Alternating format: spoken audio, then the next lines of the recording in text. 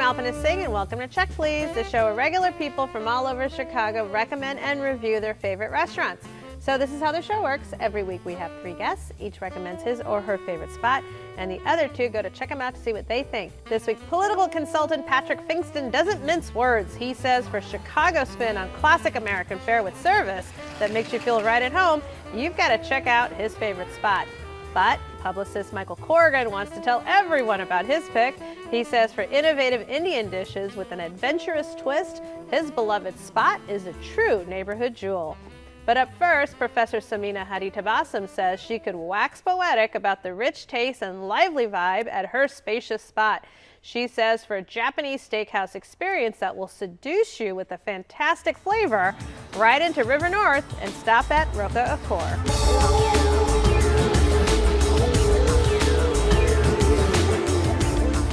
We feature a modern take on contemporary Japanese cuisine.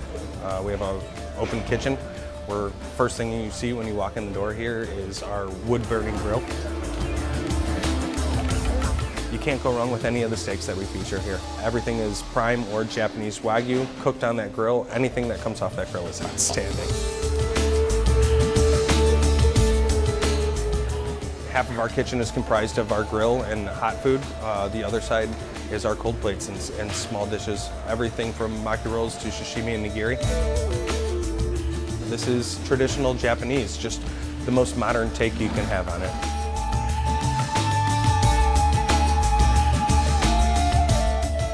As far as any given night, the energy in the room is always great.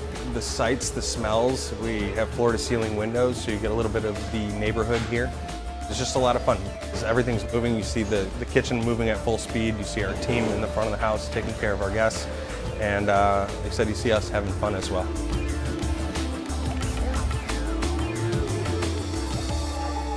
So Samina, you say that Roka Akor is remarkable. Tell us why you chose it. So the word Roka actually means hearth, and so when you walk into the restaurant, there's a Rabada grill, which is right in the center of the restaurant. And it's just an intimate space. There's these ambient candles everywhere, different types of spaces as well. There are, tables for a couple to have an intimate conversation, but then there's also large booths. There's a bar attached to it as well. But the minute you walk in, it's just a beautiful, gorgeous space.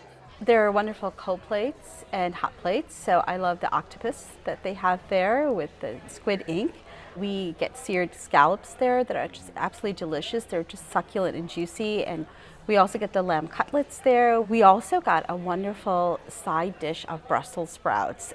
And when when it came to us, it had shavings of mackerel fish on top, and the fish were just dancing on top of these very warm Brussels sprouts.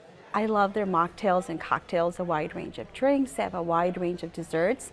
I feel like it can meet everyone's palate. Michael, had you heard of Roka Akor before? I had heard of it. I work in the West Loop, so being totally honest, when I'm not working, I hate being downtown. So I had heard of it, familiar with it, had no intentions of ever going, if I'm being honest, and actually was really pleasantly surprised. Wow, what kind of surprised you about it? It did. So the scene I thought was very bustling, but I didn't think in a way that felt overpowering. I just went with one of my girlfriends for just a casual dinner, and I love that there was a lot of energy in the room, but it didn't undercut anyone. And honestly, I thought the food was really delicious too. I will say the Wagyu dumplings are fantastic. My friend and I were fighting each other for them. I thought they were so good. What else did you order, Michael?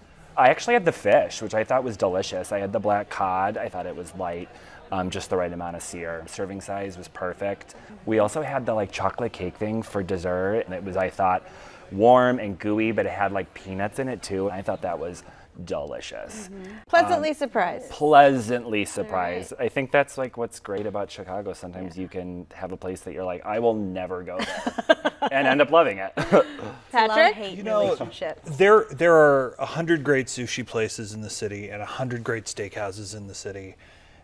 This one wanted to be both, but really trying to be both. It was neither, unfortunately. I wanted to love it. I really did. You know, the wood fire grill and the open kitchen when you walk in, the cocktail that I had was fantastic. One of the best I've had in quite some time, but I was just really underwhelmed by What did food. you eat? So we had the toro tartare, which had, is that really fatty part of the tuna.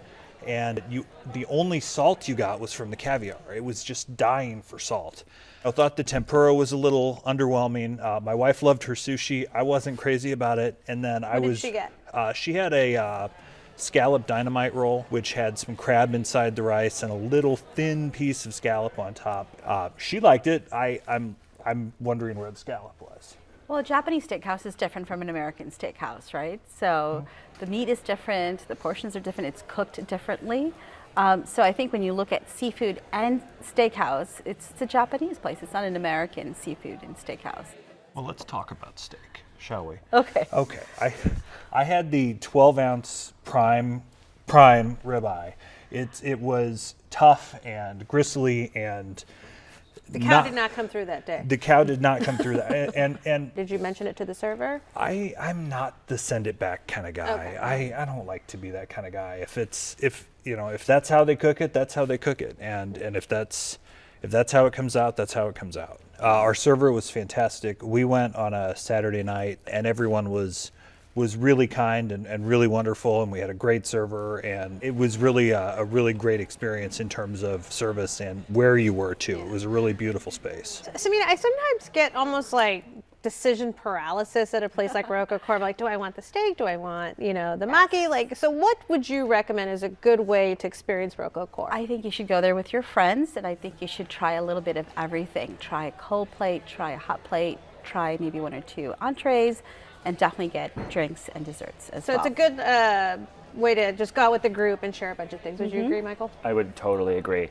I thought the service was awesome too. Like there was literally a moment where I told my friend where I was like, I think I blew our cover. I think they know that we're on check, please. But then I realized, no, I think they're just really friendly. Nice Like I think all that's the just their time. thing. I was very impressed by that. Give us a feel for the neighborhood. I mean, this is a very exciting part of town. It is. What's going on? On that corner at Clark in Illinois, there's just so many wonderful restaurants. I just feel like there's so much energy. Even on a weeknight, the restaurant was full. There are people walking around having conversations. It just feels like you're in the heart of the city. All right, Samina, you chose Roka Akor. Sum it up for us. It's a wonderful Japanese restaurant with a great ambient environment, delicious food, and a wide range of choice. Michael? I would say lively atmosphere, tasty food, and much better than I expected. And Patrick? Great space, great service. Could be better with the food. Well, you can try the steak and much more at Roka Akor, 456 North Clark Street, 312-477-7652. They're open for dinner every day and lunch during the week. Reservations are accepted. And the average dinner tab per person without drinks is $55.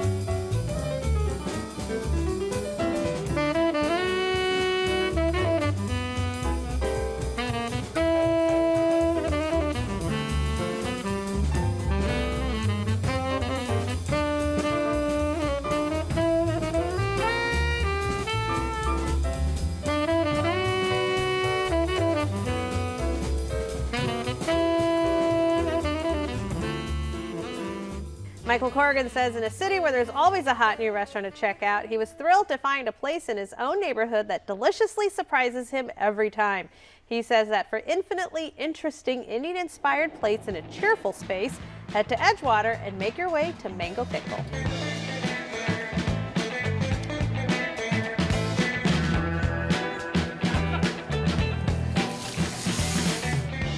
Mango pickle is my personal expression of Indian food, the way I experienced it and reinterpreted it from my time living in India. Our food is authentic to us. What we like to do is take the dish, take the region where it's from, and take what is distinct about that region's way of cooking and bring that forward when we make the dishes. The presentation of the plate is important to us because it's our way of expressing our love of the ingredients of the food, our love of what we do. I would like our customers to feel at home, feel relaxed, and well nourished, and like their taste buds have been well satisfied. A customer wrote to us and said that you are playful and unafraid, and I would say that was the best compliment.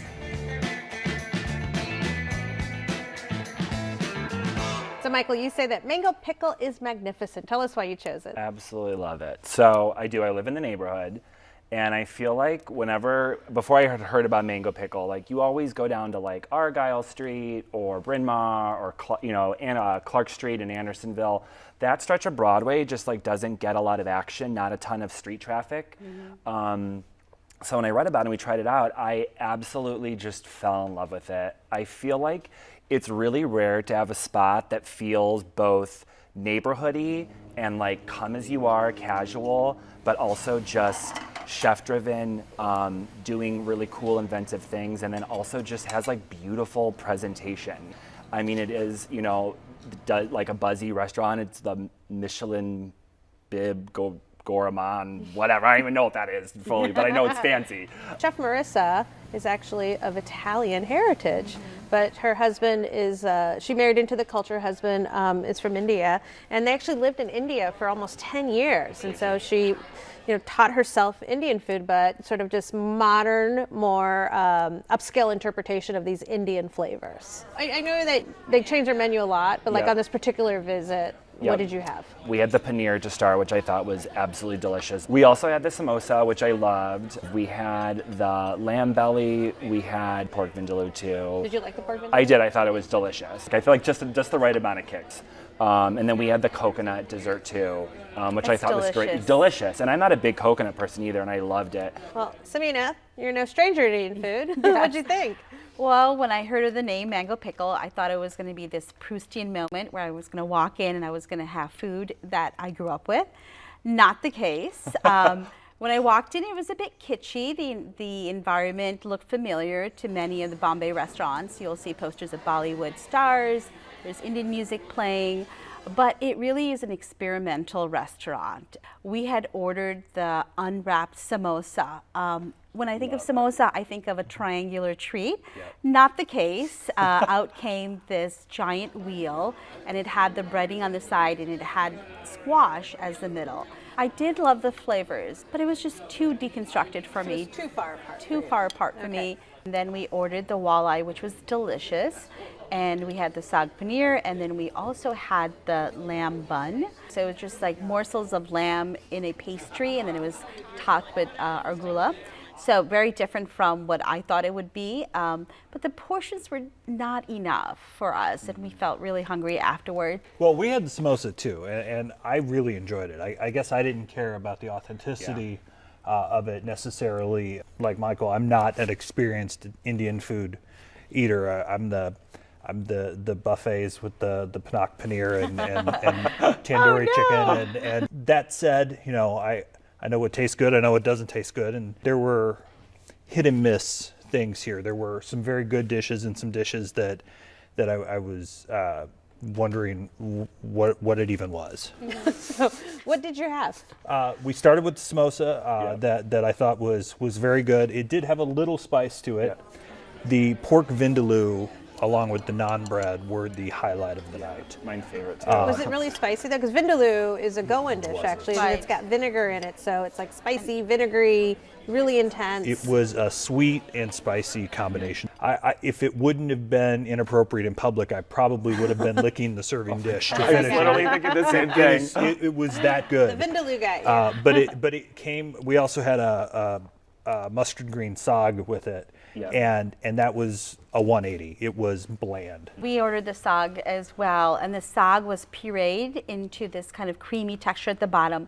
Then it was covered in Chinese broccoli. So I was like, oh my God, Chinese broccoli and Indian saag. But are the flavors authentic? The flavors are definitely authentic. The hostess had brought over a pot of rice for us to share, and it was cooked with cloves and cardamom, which is something I would have done. In the garam masala in the lamb, I could taste that as well.